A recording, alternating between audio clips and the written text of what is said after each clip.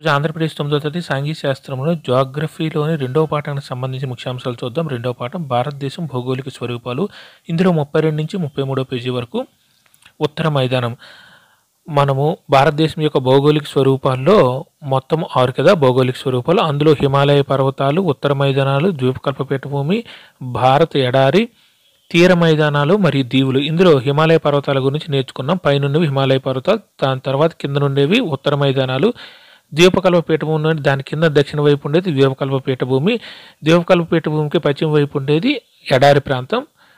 Next ద్వీపకల్ప పీఠభూమికి ఇరువైపులా ఉండేవి తీర మైదానాలు. దీవులు అంటే లక్షద్వీపులు, అండమాన్ నికోబార్ దీవులు, ఇవి దీవులు. మొత్తం 6 భౌగోళిక స్వరూపాల్లో హిమాలయ పర్వతాల గురించి ముందు నేర్చుకున్నాం. తర్వాత ఇప్పుడు ఉత్తర మైదానాల గురించి నేర్చుకుందాం.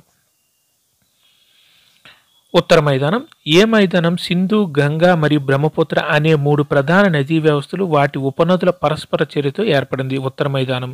ఈ ఉత్తర మైదానం ఎక్కడ ఉందంటే సింధు, అటు పాకిస్తాన్లో ఉండే సింధు మైదానం, పాకిస్తాన్ దాటిన తర్వాత కాశ్మీర్, అక్కడ సింధు మైదానం నుండి గంగా మరియు బ్రహ్మపుత్ర, ఈ అరుణాచల్ ప్రదేశ్ ఇక్కడికి వెళ్ళేసరికి గంగా వస్తుంది కదా, సిక్కిం దగ్గరికి వెళ్ళేసరికి బ్రహ్మపుత్ర, ఈ 3 నదులు వాటి ఉపనదుల ప్రధాన నదీ వ్యవస్థలతో ఈ ఉత్తర మైదానం అనేది వ్యాపించి ఉంది.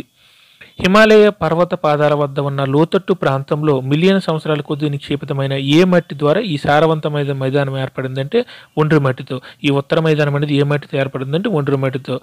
పైనున్న హిమాలయాలు కిందకి నీరు జారడం వల్ల వాటితో రాళ్లపై నీరు రాపిడి జరిపి కిందకి ఒండ్రు మట్టి వస్తుంది కదా, ఈ ఒండ్రు మట్టి ఒక సారవంతమైనదిగా ఏర్పడి ఈ ఉత్తర మైదానం ఏర్పడింది.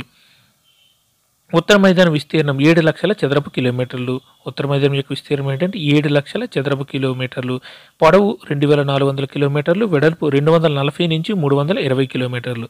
ఉత్తర మైదానం విస్తీర్ణం 7 లక్షల చదరపు కిలోమీటర్లు, పొడవు 2400 కిలోమీటర్లు, వెడల్పు 240 నుంచి 320 కిలోమీటర్లు.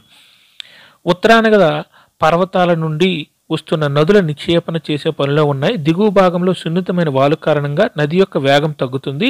దీని ఫలితంగా ఏమి ఏర్పడతాయి అంటే నదీ తీర ద్వీపాలు. నదీ తీర ద్వీపాలు ఉత్తరాన ఉన్న పర్వతాల నుండి వస్తున్న నదుల నిక్షేపణ చేసే పనిలో ఉన్నాయి. దిగువ భాగంలో సున్నితమైన వాలు కారణంగా నది యొక్క వేగం తగ్గుతుంది. దీని ఫలితంగా ఏమి ఏర్పడతాయి అంటే నదీ తీర ద్వీపాలు. నదీ తీర ద్వీపాలు అనేసి అంటే మన ఊర్లో ఏరు ఉంటుంది కదా, నీరు వేగం తగ్గేటప్పుడు ఇసుక మేట ఏర్పడుతుంది. ఇసుక మేటకు అటువైపు ఇటువైపు ఏమో చిన్న పాయలు ఏర్పడితే మధ్యలో ఒక పెద్ద ఇసుక దిబ్బ ఏర్పడుతుంది కదా, అక్కడే నదీ ప్రాంతాల్లో కూడా అటువైపు ఇటువైపు పాయలు ఏర్పడి మధ్యలో ఒక ద్వీపంలాగా ఏర్పడుతుంది. వీటిని నదీ తీర ద్వీపాలు అని అంటారు. ఇక్కడ ఇవన్నీ ఎలా ఏర్పడతాయంటే ఉత్తరాన గల పర్వతాల నుంచి ఫాస్ట్గా నీరు వస్తుంది కిందకి. కిందన వాలు తక్కువగా ఉండడం వల్ల, అంటే దిగువ భాగంలో సున్నితమైన వాలు, అంటే వాలు తక్కువ ఫాస్ట్గా, హిమాలయాలకైతే వాలు ఎక్కువగా ఉంటుంది పర్వతాల నుంచి కిందకి దిగేసరికి వాలు తక్కువగా ఉండటం వల్ల వాటర్ కొంచెం స్లో అవుతుంది. వాటర్ కొంచెం స్లో అవడం వల్ల ఏమవుతుందంటే ఈ మట్టి కణాలన్నీ ఒక దగ్గర పేరుకుపోయి అవి పెద్ద ఒండ్రు మట్టి నేలగా ఏర్పడిపోయి అటువైపు ఇటువైపు నీరు వెళ్తుంది, మధ్యలో ఒక ద్వీపంలాగా ఏర్పడుతుంది. అవే నదీ తీర ద్వీపాలు. బ్రహ్మపుత్ర నదీ వ్యవస్థలోని ఏది ప్రపంచంలోకెల్లా అతిపెద్ద జనావాస నదీ తీర ద్వీపం? మజులి. ఇలాంటి ద్వీపాల్లో బ్రహ్మపుత్ర నదీ వ్యవస్థలోని ఏది ప్రపంచంలోకెల్లా అతిపెద్ద జనావాస నదీ తీర ద్వీపం అంటే మజులి. నదులు వాటి దిగువ భాగంలో నిక్షేపితమైన మెత్తని ఒండ్రుమట్టి వలన అవి అనేక ప్రవాహాలుగా విడిపోతాయి. ఈ ప్రవాహాలను ఏమని పిలుస్తారంటే నదీ పాయలు లేదా డిస్ట్రిబ్యూటర్స్. మనం ఇప్పుడు చెప్పుకున్నాం కదా, మట్టి మధ్యలో ఏర్పడి ఇటువైపు అటువైపు పాయలు ఏర్పడిపోతాయి కదా, వాటిని ఏమంటారంటే నదీ పాయలు, డిస్ట్రిబ్యూటర్లుగా ఏర్పడతాయి. నదులు వాటి దిగువ భాగంలో నిక్షేపితమైన మెత్తని ఒండ్రుమట్టి వలన అవి అనేక ప్రవాహాలుగా విడిపోతాయి. ఈ ప్రవాహాలను ఏమని పిలుస్తారంటే నదీ పాయలు లేదా డిస్ట్రిబ్యూటర్లుగా చెప్పవచ్చు. ఉత్తర మైదానం స్థూలంగా ఎన్ని భాగాలు విభజించారంటే 3. ఉత్తర మైదానం స్థూలంగా అయితే 3 భాగాలుగా విభజించారు. అది ఒకటి పంజాబ్ మైదానం, పశ్చిమ వైపు ఉండేది, తూర్పు వైపు ఉండేది బ్రహ్మపుత్ర మైదానం, ఆ రెండింటి మధ్యలో ఉండేది గంగా మైదానం. మొత్తం 3. ఉత్తర మైదానం స్థూలంగా ఎన్ని భాగాలు విభజించారంటే 3. ఇటువైపు పశ్చిమ వైపు ఉండేదేమో పంజాబ్ మైదానం అంటారు, అటువైపు తూర్పు వైపు ఉండేది బ్రహ్మపుత్ర మైదానం, ఆ మధ్యలో ఉండేది గంగా మైదానం. ఉత్తర మైదానం యొక్క పశ్చిమ భాగాన్ని ఎలా సూచిస్తారంటే పంజాబ్ మైదానాలుగా చూపిస్తారు. ఉత్తర మైదానం యొక్క పశ్చిమ భాగాన్ని ఏమని పిలుస్తారంటే ఇప్పుడు ఫస్ట్ది నేర్చుకున్నాం కదా, పంజాబ్ మైదానాలుగా చెప్పవచ్చు.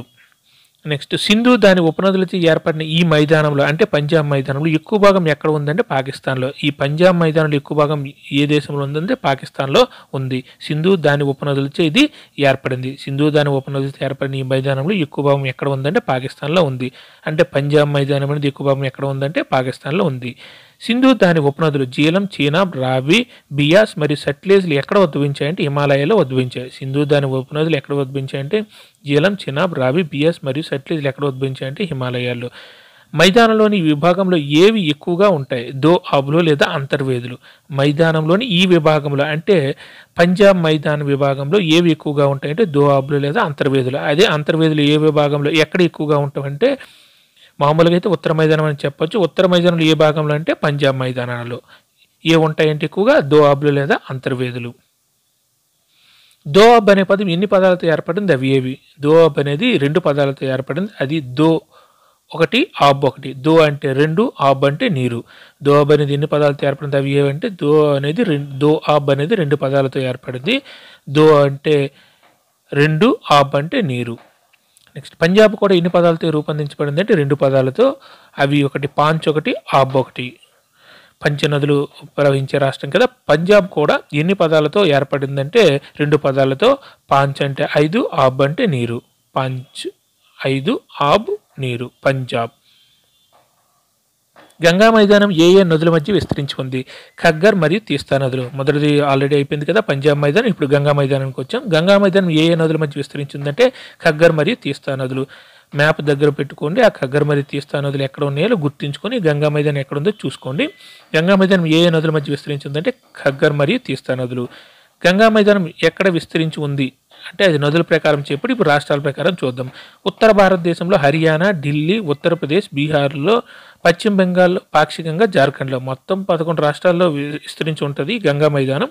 గంగా మైదానం ఎక్కడ విస్తరించి ఉందంటే ఉత్తర భారతదేశంలో అయితే హర్యానా, ఢిల్లీ, ఉత్తరప్రదేశ్, బీహార్లోను, పశ్చిమ బెంగాల్, పాక్షికంగా జార్ఖండ్లో విస్తరించి ఉంది. ఇక్కడ కొన్ని రాష్ట్రాలు మాత్రం ఇచ్చారు. దగ్గర 11 రాష్ట్రాల్లో ఈ గంగా మైదానం అనేది విస్తరించి ఉంది. మన టెక్స్ట్ బుక్లు అదే ఇచ్చారు కాబట్టి మనం అది నేర్చుకుందాం ప్రస్తుతానికి. తూర్పున ముఖ్యంగా అస్సాంలో ఏ మైదానం ఉందంటే బ్రహ్మపుత్ర మైదానం. ఇప్పుడు మనం 3 నేర్చుకున్నాం కదా. ఆ 3లో మూడవది బ్రహ్మపుత్ర మైదానం. ఫస్ట్ది పంజాబ్ మైదానం, 2 గంగా మైదానం, 3వది బ్రహ్మపుత్ర మైదానం. ఈ బ్రహ్మపుత్ర మైదానం ఎక్కడ ఉందంటే ముఖ్యంగా అస్సాంలో ఉంది తూర్పున. ఉత్తర మైదానంలో ఉన్న సమతల భూభాగం దాని భౌతిక స్వరూపంలో ఎటువంటి తేడాలు లేవు అని సాధారణంగా వర్ణిస్తారు. ఇది నిజం కాదు. ఈ విశాలమైన మైదానాలు కూడా ఏ లక్షణాలు కలిగి ఉంటాయి? వైవిధ్యమైన ఉపరితల లక్షణాలు. ఉత్తర మైదానంలో సమతల భూభాగం అంటే ఒండ్రు మట్టి వల్ల ఏర్పడుతుంది కదా. సమతల భూభాగంలో ఎటువంటి వైవిధ్యాలు ఉండవని అందరూ అనుకుంటారు. కానీ ఈ విశాల మైదానాలు కూడా ఏ లక్షణాలు కలిగి ఉంటాయంటే వైవిధ్యమైన ఉపరితల లక్షణాలు కలిగి ఉంటాయి. ఇవి ఉత్తర మైదానాలు. ఉపరితల లక్షణాలు ఈ వైవిధ్య ప్రకారం ఉత్తర మైదానం ఎన్ని ప్రాంతాలకు విభజించవచ్చు? 4 ప్రాంతాలకు విభజించవచ్చు. మామూలుగా అయితే ఉత్తర మైదానాన్ని స్థూలంగా అయితే 3, ఉపరితల లక్షణాలను బట్టి ఉపరితలాల వైవిధ్యాన్ని బట్టి ఎన్ని రకాలు విభజించవచ్చు అంటే 4. ముందు నేర్చుకుందాం. నదులు పర్వతాల నుండి కిందికి వచ్చిన తర్వాత శివాలిక్ పర్వతాల వాలులకు సమాంతరంగా 8 నుంచి 16 కిలోమీటర్ల వెడల్పులో ఒక ఇరుకైన మేకలో గులకరాలను నిక్షేపణ చేస్తాయి. దీనిని ఏమని పిలుస్తారంటే బాబర్. నదులు పర్వతాల నుండి కిందికి వచ్చిన తర్వాత అంటే వెంటనే హిమాలయ పర్వతాల కిందికి వచ్చిన తర్వాత శివాలిక్ పర్వతాల వాలులకు సమాంతరంగా 8 నుంచి 16 కిలోమీటర్ల వెడల్పులో ఒక ఇరుకైన మేకలో గులకరాలను నిక్షేపణ చేస్తాయి. దీనిని ఏమని పిలుస్తారంటే బాబర్. అంటే హిమాలయ పర్వతాలు వెంటనే ఉండే ఉత్తర మైదానంలో ఉండే ప్రాంతం ఏంటంటే బాబర్. ఎక్కడ అన్ని ప్రవాహాలు అదృశ్యమవుతాయి? ఈ బాబర్ మేకల్లో ప్రవాహాలన్నీ అదృశ్యమవుతాయి. అంటే దాని అర్థం ఏంటంటే అన్ని కిందకు పోతాయి, అంటే దక్షిణం వైపుకు పోతాయి. ఎక్కడ అన్ని ప్రవాహాలు అదృశ్యమవుతాయి అంటే బాబర్ మేకలు అదృశ్యమవుతాయి. ఈ మేకలకు దక్షిణంగా ప్రవాహాలు మరియు నదులు తిరిగి ఉద్భవించి తడి, చిత్తడి మరియు బురదగా ఉన్న ప్రాంతాన్ని ఏర్పరుస్తాయి. దీన్ని ఏమని పిలుస్తారంటే టెరాయ్. ఫస్ట్ది బాబరు, రెండోది తెరాయి. మొత్తం 4 అని చెప్పుకున్నాం కదా. ఆల్రెడీ 2 వచ్చేసాయి. ఈ మేఘలకు దక్షిణంగా అంటే బాబర్ మేఘలకు దక్షిణంగా ప్రవాహాలు మరియు నదులు తిరిగి ఉద్భవించి తడి, చిత్తడి మరియు బురదగా ఉన్న ప్రాంతాన్ని ఏర్పరుస్తాయి. దీనిని ఏమని పిలుస్తారంటే టెరాయ్ అని పిలుస్తారు. పైన బాబర్లో నదుల ప్రవాహాలన్నీ అదృశ్యమైపోతాయి. కానీ టెరాయికి వచ్చేసరికి చిత్తడి నేలలు, తడి నేలలు, బురదగా ఉన్న ప్రాంతాన్ని ఏర్పరుస్తాయి. ఏది వన్యప్రాణులతో నిండిన దట్టమైన అడవి ప్రాంతం? టెరాయ్. ఎక్కడ వన్యప్రాణులు ఉంటాయి, దట్టమైన అడవి ప్రాంతం ఉంటుందంటే టెరాయిలో ఉంటుంది, బాబర్లో ఉండదు. వ్యవసాయ భూమిని ఏర్పరచడానికి విభజన తర్వాత ఎక్కడి నుంచి వలస వచ్చిన వారిని స్థిరపడడానికి ఈ అడవులను తొలగించారు పాకిస్తాన్. ఈ టెరాయిలో ఉండే దట్టమైన అడవులను ఎక్కడి నుంచి వలస వచ్చిన వారి కోసం లేదా వ్యవసాయ భూమిని ఏర్పరచడం కోసం తొలగించారంటే ఈ అడవిని తొలగించారంటే పాకిస్తాన్ నుంచి వలస వచ్చిన వారిని. ఈ ప్రాంతంలో ఉన్న జాతీయ ఉద్యానవనం దుధ్వా అనేది ఎక్కడ ఉందంటే టెరాయిలో ఉంది. జాతీయ ఉద్యానవనం దుధ్వా ఎక్కడ ఉందంటే టెరాయి ప్రాంతంలో ఉంది. ఉత్తర మైదానంలో ఎక్కువ భాగం దేనితో ఏర్పడింది? పురాతన ఒండ్రు మట్టితో. ఉత్తర మైదానంలో ఎక్కువ భాగం దేనితో ఏర్పడిందంటే పురాతన ఒండ్రు మట్టితో. ఇది నదుల వరద మైదానాలపైన ఉత్తరంగా ఉంది. ఇది తిన్నెల వంటి లక్షణాన్ని కలిగి ఉంటుంది. ఈ భాగాన్ని ఏమంటారంటే బంగారు. తిన్నెల వంటి లక్షణాన్ని కలిగి ఉండి నదుల వరద మైదానాలు ఉండే భాగాన్ని ఏమంటే బంగారు అంటారు. ఫస్ట్ది బాబరు, 2 టెరాయి, 3వది బంగారు. ఈ ప్రాంతంలోని నేలలు మిజో పర్వత ప్రాంతంలో ఏ నిక్షేపాలు కలిగి ఉన్నాయంటే సున్నప్రాయ నిక్షేపాలు. సున్నప్రాయ నిక్షేపాలు ఎక్కడ ఉన్నాయంటే బంగారులో ఉన్నాయి. బంగారు ప్రాంతంలో ఉన్నాయి. ఉత్తర మైదానంలోని బంగారు ప్రాంతంలో. ఈ ప్రాంతంలోని నేలలు మిజో పర్వతాల ప్రాంతంలో ఏ నిక్షేపాలు కలిగి ఉన్నాయంటే సున్నప్రాయ నిక్షేపాలు కలిగి ఉన్నాయి. దీన్ని స్థానికంగా ఏమని పిలుస్తారంటే కంకర అని పిలుస్తారు. కంకర అని పిలుస్తారు. వరద మైదానాల యొక్క నవీన తరుణ నిక్షేపాలను ఏమంటారంటే ఖాదర్. వరద మైదానం యొక్క నవీన తరుణ నిక్షేపాలను ఏమంటారంటే ఖాదర్. ఇది 4. మొత్తం 4 చెప్పుకున్నాం కదా. వరద మైదానాల యొక్క నవీన తరుణ నిక్షేపాలను ఏమంటారంటే ఖాదర్. అవి దాదాపు ప్రతి సంవత్సరం అవి అంటే ఖాదర్లోని నిక్షేపాలు ప్రతి సంవత్సరం పునరుద్ధరించబడతాయి కాబట్టి సారవంతమైనగా ఉంటాయి. అందుచేత ఏ వ్యవసాయానికి అనువైనగా ఉంటాయంటే సాంద్ర వ్యవసాయానికి. ఏ ప్రాంతంలోని మైదానాలు సాంద్ర వ్యవసాయానికి అనుకూలంగా ఉంటాయంటే ఖాదర్ ప్రాంతంలో. 4వది ఖాదర్, 2వది బంగార్, ఫస్ట్ది బాబర్, 2వది టెరాయ్. బాబర్, టెరాయ్, బంగార్, ఖాదర్ మొత్తం 4. ఉత్తర మైదానంలో ఉపరితల భూముల వైవిధ్యాన్ని బట్టి. అదే ఉత్తర మైదానం స్థూలంగా ఎన్ని రకాలుగా విభజించారంటే మధ్యలో ఉండేది గంగా మైదానం, తూర్పు వైపు ఉండేది బ్రహ్మపుత్ర మైదానం, గంగా మైదానం పశ్చిమంగా ఉండేది. అంటే ఉత్తర మైదానం పశ్చిమంగా ఉండేది పంజాబ్ మైదానం. ఓకేనా? Thank you.